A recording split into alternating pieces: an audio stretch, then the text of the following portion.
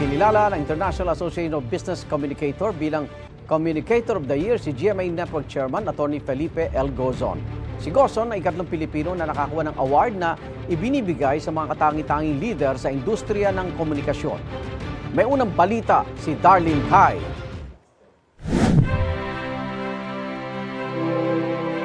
Kinilala bilang Communicator of the Year sa Executive Leader category ng International Association of Business Communicators o IABC Asia Pacific si GMA Network Chairman of the Board Advisor at Chairman ng Programming Committee, Atty. Felipe L. Gozon.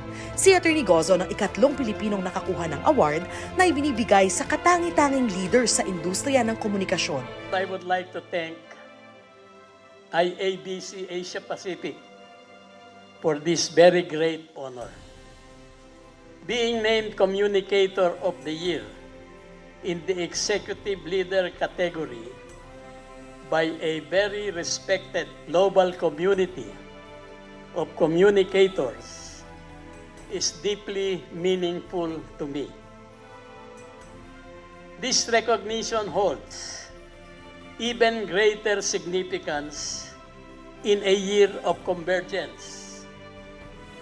The 55th anniversary of the IABC, the 75th anniversary of our company, GMA Network, and receiving this prestigious award at my age of 85.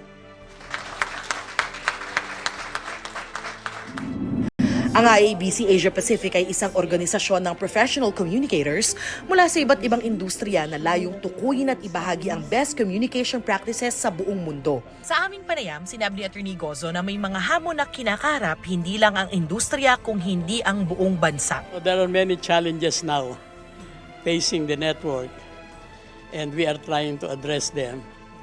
But today, the problem is really fake news. How to be truthful in news reporting. Atty. Gozon is an impressive individual. He's a leader that through his communication with his team, he inspired the people to recognise the importance of the Philippine culture. And it was, I think, this collaboration and this bringing these people together that made GMA what it is today. And for that we recognise the importance of his work and award him the Communicator of the Year.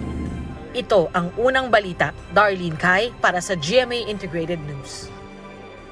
Igan, mauna ka sa mga balita, mag-subscribe na sa GMA Integrated News sa YouTube para sa iba't ibang ulat sa ating bansa.